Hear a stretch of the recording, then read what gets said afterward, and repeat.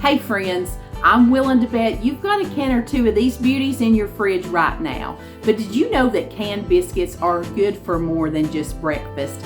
It's been over a year since I made a video featuring canned biscuit recipes, and I thought it was high time that we try out some new ideas. Tonight we're making two delicious dinner recipes, an easy and yummy lunch idea, and a cute fun little snack too. So let's pop open a can of biscuits together and get started. Kids, you know what Mama ain't made in a while? A bubble up bake. We're having one tonight. It's a Monterey chicken bubble up bake, and I just can't wait. What I have here is the equivalent to a can of Grand's biscuits. And you need 12 ounces of biscuit dough, which means if you have a can of Grand's, you're going to take 2 of these biscuits out and just bake them up in the oven. And Mr. Effler will have half his breakfast done tomorrow. I take each one of my Grand's biscuits and I actually cut them into 8 pieces. I think the smaller the better when you're working on a bubble up bake.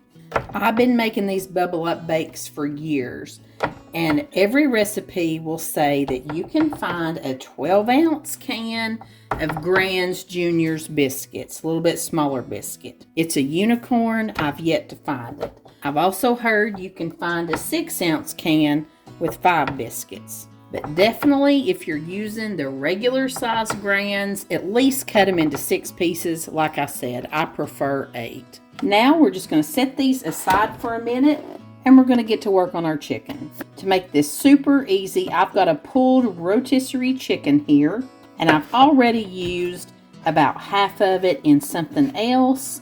So I'm going to use the second half of it in this recipe. You need about 2 cups of chicken, and I found that about half a pound, which is half of this container, works perfectly.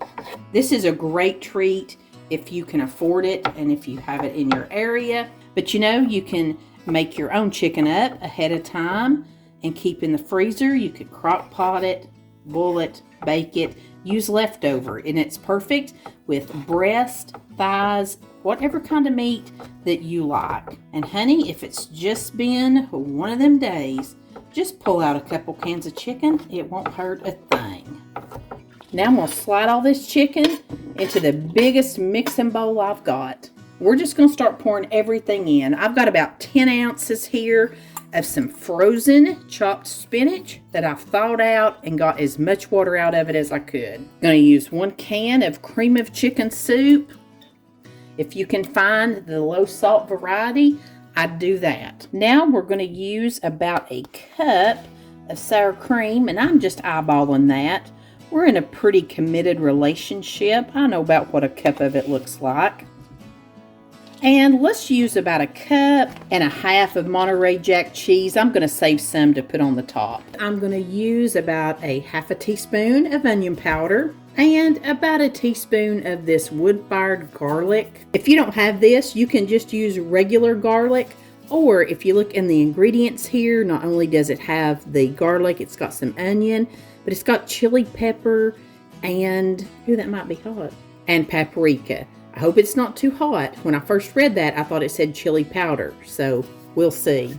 And this is a 6-ounce container of these French fried onions that I just opened, and I'm going to sprinkle in about 1/4 of this container. Now, let's get to mixing all this together. Now that we've got this mixed up pretty good, I'm going to start putting in our biscuit pieces. And we're just going to fold them right into this mixture. And this is why you need the big mixing bowl. It's not that it's that much stuff, but it's just kind of hard to get those biscuits mixed in if you don't have a lot of room to work with. And if you're wondering what in the world a bubble up casserole is, it's any casserole that has these canned biscuits in it. Because when you put it in the oven, they bake up and bubble up. They're delicious. I'll link you a couple videos here where I have some of them. I've made a slew of them in my days. My family loves them. All that's left to do is spray our handy 9x13 casserole. Then dump all this out into that dish. When I'm spreading mine out, I'll just like to kind of check and make sure that the biscuits are all distributed throughout here pretty evenly. Don't leave nothing behind, friends. Nothing behind. Let's just give her that last little half a cup of Monterey Jack cheese over the top. Then I'm going to use about another 1/4 cup of these French fried onions right on the top of this pretty little thing. Just scatter them out so there's a little everywhere. Now we're just going to bake this uncovered at 350 degrees for about 25 to 30 minutes till it is nice and brown and bubbly all over the top. This bubble up bake did not disappoint. I loved that it was full of chicken and spinach and of course cheese. The French fried onions were an added little bonus on the inside, and then they were so nice and crispy on top. My family loved this one, and it's just another one of the bubble up biscuit bakes that we're going to add into our rotation. Give this one a try, you'll love it. Tonight we're making a new recipe. This is called chopped cheeseburger biscuits. Basically, it's a really easy way to make a tray of cheeseburgers for a crowd. I'm going to start by preheating my oven to 350 degrees, and I'm going to brown up 1 pound of ground beef in my skillet. While I have my ground beef browning up over here, I'm going to take this 1 roll of Grand's biscuits, and I did get the flaky layers. First, I'm going to grease my casserole dish just a little bit here. But the reason I got the flaky layers is because I want to kind of pull them into halves.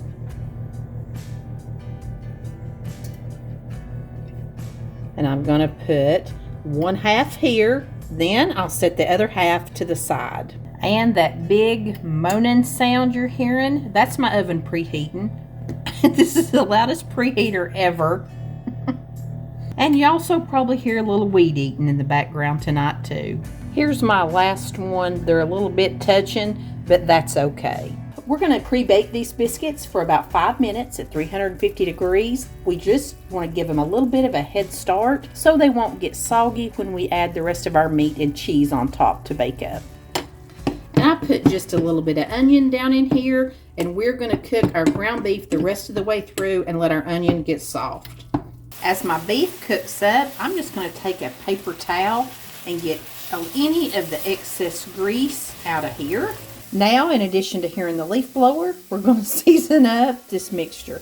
I'm using my Auntie Nono's. This is salt, onion powder, and garlic powder. And I don't know about you, but I can't make ground beef without putting in some Worcestershire sauce. Giving it all just a good little stir to make sure that all this meat has some of the seasoning on it.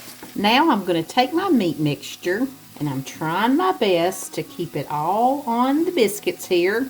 It's okay if a little bit spills off, we'll fix it, but we want to cover all of these with some of our hamburger meat. Once I've got a little bit of meat on all of them, then I'll come back over here where I might have been skimpy at the first, make sure they've got plenty. This is a lot easier than frying individual hamburgers. Now I'm going to sprinkle some cheddar cheese over the top. I was standing here thinking, this is kind of reminding me of that runza casserole I made. You could definitely fry a little cabbage up in this meat, top this with mozzarella cheese, and have a runza biscuit burger. Now I'm going to take the top of the biscuits and try to place them right on top of their partners, hopefully. If you haven't seen the video where I made the runza casserole, I'll leave that linked in the description box. That was an amazing, easy, surprising, delicious recipe. I had never even heard of runza before. I just thought the recipe sounded good. Now I'm going to put these back in that 350 degree oven for about 20 to 25 minutes. While those were baking up, I went ahead and started prepping our salad, and I still get questions a lot about how I keep a salad fresh all week, and it is the salad spinner. I'll just continue to say it every week for people that ask, but getting that lettuce dry is the key to keeping it fresh all week long. When our chopped cheeseburger biscuits came out, I just took a stick of butter and went right over the top with them.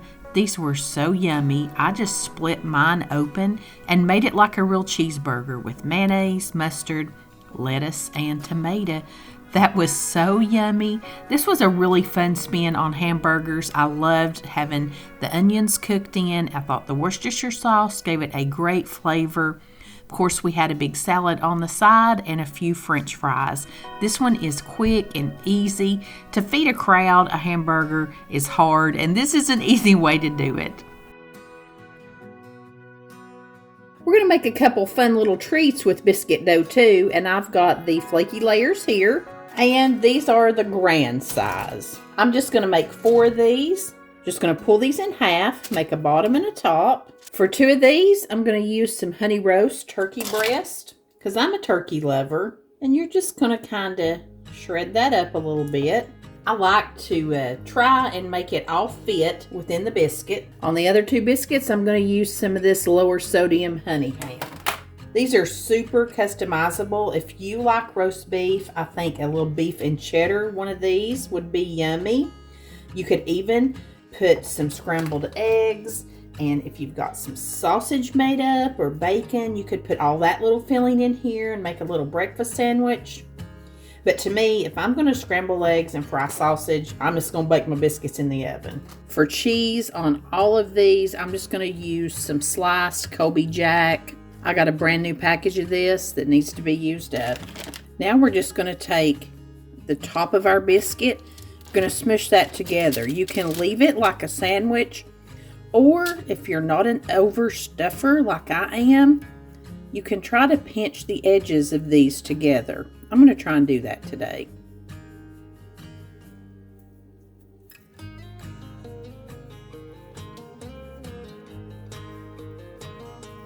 And you know I'm going to have stuff hanging out the sides. I sure am. I'm going to take a little bit of melted butter and brush the tops of these.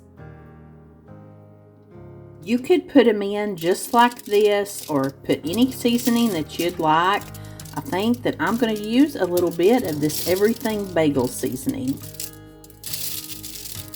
It's got all kinds of good little things in it. Now I'm going to put these in my air fryer at 360 degrees for about 3 or 4 minutes. Then I'm going to flip them over, coat the other side with a little butter, go another 3 or 4 minutes. Every air fryer is different, and I noticed mine has been cooking a little bit hot. You may need to do 370 or 375 with yours. I'm just finding that more and more I'm loving the air fryer when I'm just cooking for me and Patrick. It's so simple and easy. Doesn't heat up the whole kitchen. I'm just really beginning to love this thing. These were just so delicious. They were quick and easy, a perfect little handheld lunch or snack. The everything bagel seasoning, well, it's everything. We're really enjoying that. I loved the turkey and the ham. Patrick even thought that an Italian style with some salami and pepperoni with maybe some peppers in there would be great too. We're going to use these other 4 biscuits and make a brand new treat that I've never made before. These are pizza bombs. And I'm just going to take my dough and kind of smush it out. Try to make a little well here in the middle of a biscuit. You just want a little bit of sauce in here, which is good for me because I don't like a lot of sauce. Now I'm going to take a little bit of pepperoni that I've cut up, and just like the other little biscuit sandwiches we make, this is customizable to whatever you have. You can't fit a whole lot in here, but if you've got sausage or ground beef or something like that, you can do that. Then I've just taken one of these pieces of string cheese and I've cut it into 4 pieces, and I'm going to lay that right in the center. Now for probably the hardest and messiest part, you just fold all this up and around and seal it up, and then you're going to make it into a ball. Oop. See? It's too much sauce. I knew when I saw this recipe, this is probably one of those finicky ones that I may not be so good at. I'm not good at finessing things, friends.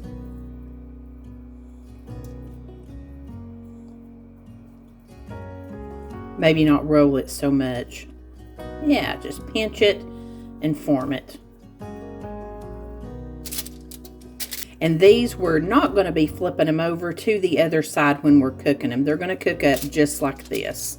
Now we're going to brush these little ladies with some melted butter. Now let's sprinkle on a little grated Parmesan cheese and some Italian seasoning. When I've seen people make these, they do it in the basket air fryer, 375 degrees for 12 minutes. I'm going to go at 360 degrees for 6 minutes. I said I was going to go 6, but I pulled these out at 4 because I smell them getting a little bit warm, and that Parmesan cheese. You know what? We're going to have to turn them over because that dough needs to cook a little bit more there on that side, and I just can't let them go anymore on the top. I've used all my butter, so I'm just going to hit them with some of this avocado oil spray. I'm going to put them back in there for 2 more minutes, and we'll see what we got. That looks a mite better. And I didn't sprinkle anything on the bottom. See how it feels. Yeah, I think that dough's done. Just going to let those cool a second, and we'll tear into them.